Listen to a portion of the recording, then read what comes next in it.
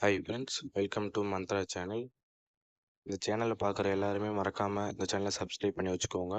அப்போ தான் தெய்வசனல் பற்றின இன்ஃபர்மேஷன் எல்லாமே உங்களுக்கு நோட்டிஃபிகேஷனாக வரும். இது புரட்டாசி மாதம் அப்படிங்கிறதுனால புரட்டாசி மாதம் சனிக்கிழமை பெருமாளுக்கு எப்படி தலிகை செய்வது அப்படிங்கிறத அந்த வீடியோவில் பார்க்கலாம். அதாவது சனி பகவானால் ஏற்படும் சிக்கல்களை நீங்கள் புரட்டாசி சனிக்கிழமைகளில் விரதம் இருந்து பெருமாளை வழிபடுவது வழக்கம். புரட்டாசி சனிக்கிழமைக்கு அப்படி என்ன ஒரு சிறப்பு அப்படின்னு நினைக்கிறீங்களா? அப்படி இருந்தாலும் சூரிய பகவான் கன்னி ராசியில சஞ்சரிக்கும் காலம் இந்த புரட்டாசி மாதம் அப்படின்னு சொல்லுவாங்க. இந்த மாதத்துல விரதம் இருந்து மகாவிஷ்ணுவை வழிபட்டால் நினைத்த காரியங்கள் அனைத்தும் கைகூடும் அப்படின்னும், மகாவிஷ்ணுவின் அருளை பெறக்கூடிய நாள் என்பதால் இந்த நாளில் விரதம் இருந்தால் மகாலட்சுமியின் அருளும் நமக்கு கிடைக்கும் அப்படிங்கிற ஒரு புராதனம் இருக்கு. புரட்டாசி சனிக்கிழமைகளில் தலிகை அல்லது படையலிட்டு வழிபடும் முறை இருக்கு. அதாவது நம்ம தலிகை அப்படின்னா நம்ம நோன்பு இருந்து சாதங்களை படைத்து பெருமாளுக்கு படைக்கிறதா இந்த தலிகை அல்லது படையல்னு சொல்லுவாங்க.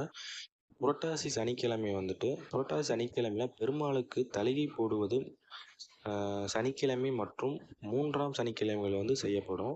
அதாவது முதல் சனிக்கிழமையும் 3ஆம் சனிக்கிழமைகளையும் இது பண்ணுவாங்க.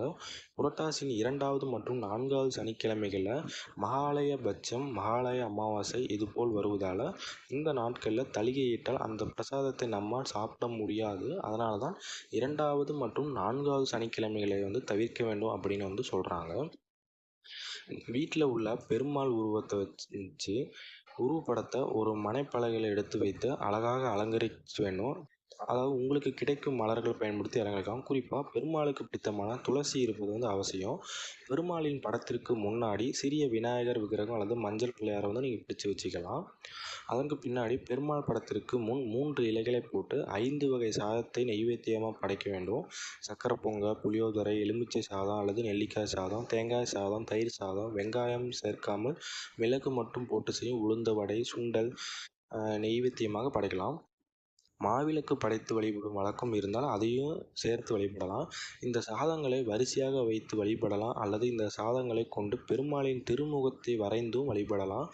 தீப தூப ஆதாரனை காட்டி கோவிந்தா நாமம் சொல்லி வழிபட்ட பிறகு தலிகையில் வைக்கப்பட்ட சாதங்களை நாம் சாப்பிட வேண்டும். சனிக்கிழமைகளை முழுவதும் உபவாசம் இருந்து பகலில் தலிகை போட்டு வழிபட்ட பிறகு அந்த பிரசாதத்தை சாப்பிட்டு விரதத்தை நிறைவு செய்தும் கொள்ளலாம். அல்லது காலையில் எளிமையான உணவு எடுத்துக்கொண்டு விரதம் இருக்காமல் தலிகை போட்ட பிறகு கோவிந்தா நாமம் சொல்லி வழிபடவும் பண்ணலாம். அந்த கோவிந்தா கோவிந்தா அப்படிங்கிறத சொல்லி வழிபடும்போது கஷ்டங்கள் மீண்டும் வராது அப்படிங்கிறது ஒரு ஐதீகம். தெரிந்தவர்கள் விஷ்ணு சகஸ்ரநாமம் சொல்லி வழிபடலாம். தெரியாதவர்கள் கோவிந்தா நாமம் மட்டும் சொல்லி வழிபடலாம். வீட்டில் அஷ்டலட்சுமியின் அருளும் கிடைக்கும் அப்படிங்கிறது ஒரு நம்பிக்கை. புரட்டாசி முதல் சனிக்கிழமையில் எல்லாரும் பண்ணிட்டீங்க அப்படின்னா மறக்காமல் 3வது சனிக்கிழமை இந்த மாதிரி பண்ணி பாருங்கள். உங்களுக்கு எல்லாமே கிடைக்கும்.